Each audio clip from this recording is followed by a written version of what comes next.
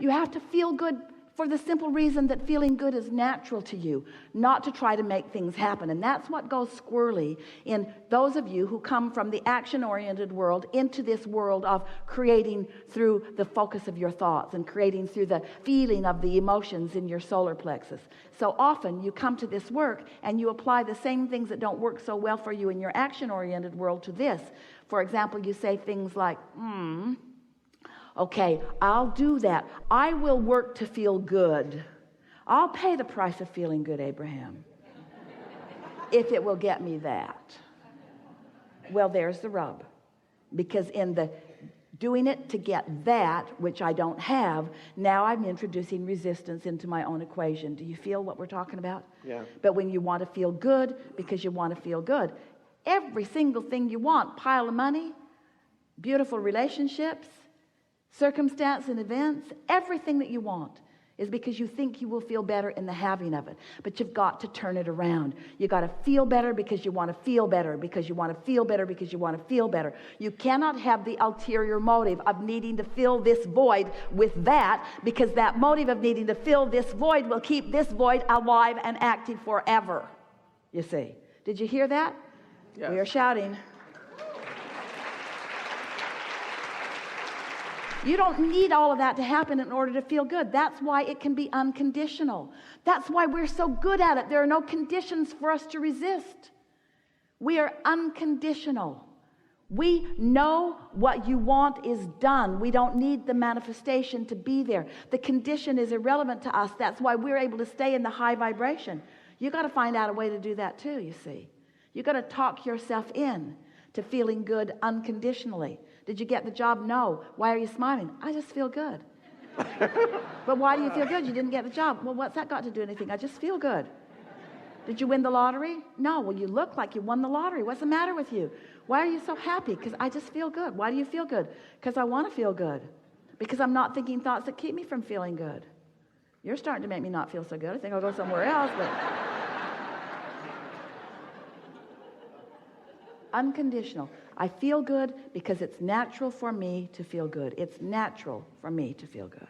It's natural for me to feel good. And so, why do you want to feel good? Are you kidding? Are you kidding? Why do you want to feel good? Because it feels good to feel good. Oh, I thought you were feeling good in order to make something happen. Feeling good is making something happen. Feeling good is the manifestation that I'm really looking for.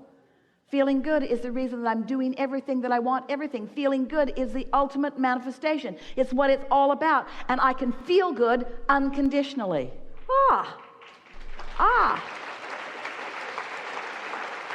Well, how do you feel good unconditionally? By focusing upon something that's easy to feel good about. Well, isn't that a condition? By finding the feeling in something that feels good. Well, isn't that a condition? Well, thought about money and I didn't feel good, and I thought about dancing and I felt better. That is sort of conditional, but I found something that I already had momentum going. I found something where I already felt good, where I didn't need a change in conditions to continue to feel good. Ooh, okay, so we're onto something here, aren't we? So you're standing, always reaching for more. But in the reaching for more, if you could just be satisfied with what is, the more must come. But if you're dissatisfied with what is, then the more can't come. So it's through appreciation of what is, by finding anything and everything that you can find to feel good about right now. And it is our promise to you, it will get better and better and better. Esther went right back to the basics. She took her notebook, believed us, took us at her words, and sat for an hour one morning and just wrote the word fun. Fun. Fun. And she couldn't write the word fun long before she started to receive images and thoughts and ideas, suggestions of what is fun.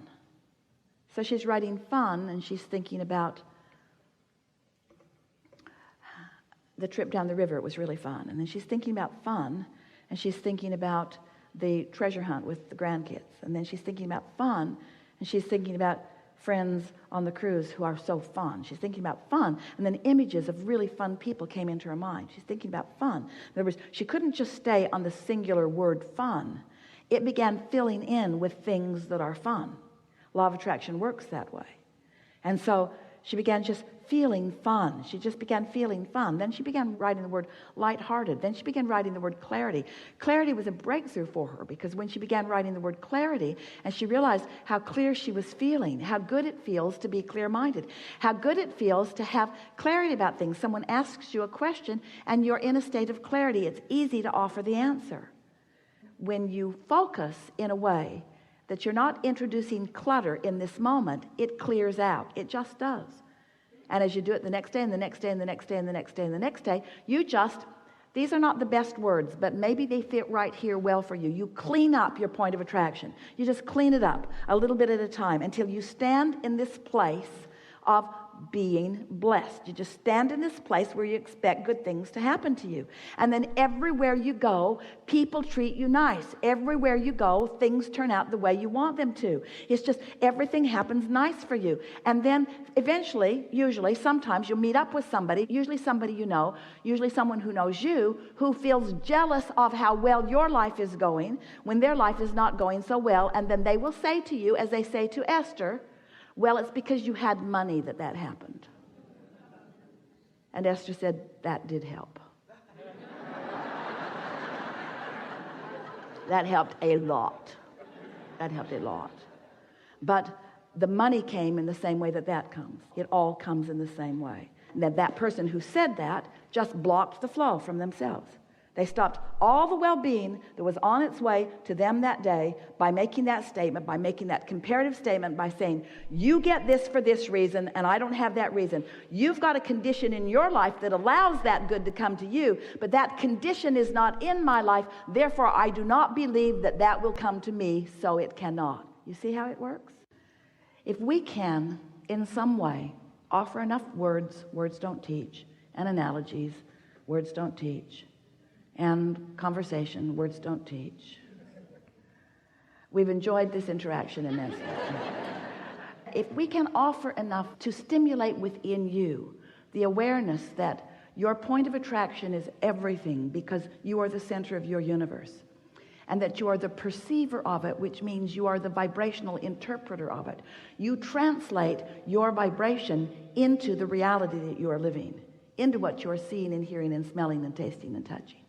If we can convince you that since all those things are true, that the only thing that matters to you is how you feel. If you can leave this room with a new determination within you that you now, more than ever before, care about how you feel and mean to do something about soothing yourself. Esther was on an airplane last week, going from Boston back to San Antonio. And there was a beautiful family sitting in front of her, a mother and a child about 6 years old, and two little twin boys who were about 2, maybe, if even. They were walking, sort of kind of talking. And they were all strapped into their 4 seats. And Esther was sitting right behind the mother. And when the airplane took off, one of the little boys, across the aisle from his mother, was terrified. It was probably his first flight, and the roar of the engine, the sound of the machine, the feeling of it on the runway, he was hysterical. And he wasn't spoiled. He was hysterical. He was frightened. It was a new experience, and the power of the airplane scared him. His mother and the flight attendants looking right at his mother like, do not get out of your seat. Do not get out of your seat. And Esther is thinking, if I were that mother, I would be out of my seat now. So the airplane got in the air, and once it was stable, long after Esther thought it was stable, the flight attendant gave her the knowing nod, like, now that your child is out of oxygen. So now, mother moved over into his seat and held him tight in her arms, just tight in her arms, kissing the back of his head and holding him tight in her arms. And gradually he settled down back into his knowing that all was well. And Esther watched that, and she said to her friend sitting next to her, I want to do that with everyone on the planet. I want them to sit on my lap, and I want to hold them in my arms, and I want to say, it's okay. It's okay. Everything's okay. Everything's okay. Everything's okay. She wants to do it to herself. She wants to soothe herself into a point of attraction that allows her what she wants and deserves. She wants you to be soothed into a point of attraction that allows you what you want and deserve, because that is the only missing factor. How you feel. If you're terrified, if you're angry, if you're resentful, if you're depressed, if you're aggravated, if you're overwhelmed, those negative emotions are you beating up on you. It doesn't feel like that to you. It feels like somebody else is doing it. Esther was pretty mad for a minute at the flight attendant who was just doing her job. But it made Esther want, with everything that she is, to just make sure that she takes care of feeling good. In other words, someone asked us the best question that has ever been asked a few weeks ago. And the question was, Abraham, how do you get rid of doubt? And we said, you get rid of it before it starts, which was so annoying. Because when you're in the middle of it, that answer doesn't apply. How do I get rid of it before it starts when I've already got it? And we say, well, eventually you're going to sleep and you're going to get up tomorrow. And tomorrow you're going to soothe yourself better so that doubt never gets started. Doubt will never get a foothold if you're watching what you're doing. So Esther began applying that to herself. She woke up every morning with a determination that she was going to find a good feeling place and that she was going to maintain it as long as she could. The first day, she didn't even get out of bed before it was too late. The second day, it was better. The third day, she didn't make it through breakfast. In other words, it took quite a while of Esther caring more about how she felt than tending to emails, caring more about how she felt than tending to what was going on with other people. In other words, you've got to put yourself first. You've got to be so selfish.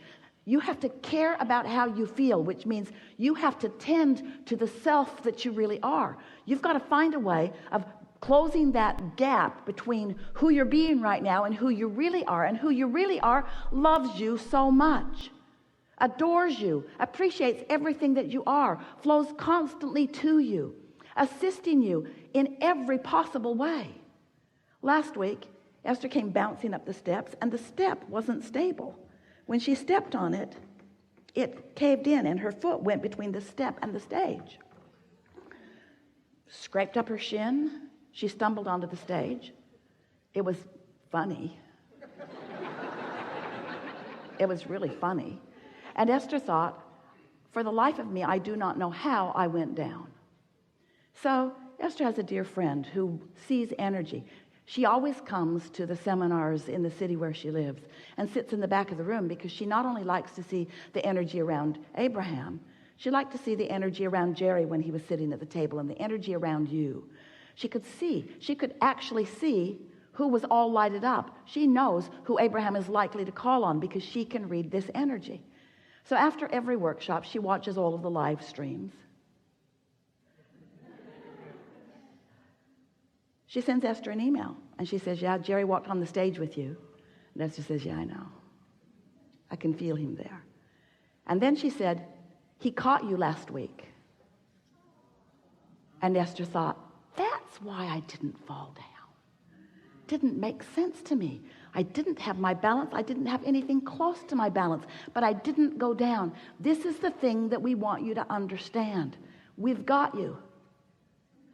But if you're not knowing that, if you're mad at yourself, then you don't let us get you. You prevent yourself from receiving the inspiration. Do you know when you yawn? That's because you need more oxygen, and we yawn you.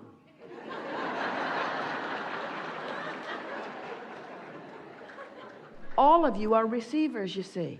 How often are you in traffic and you know to do something that prevents something, How many things do you prevent that you don't even know you prevent?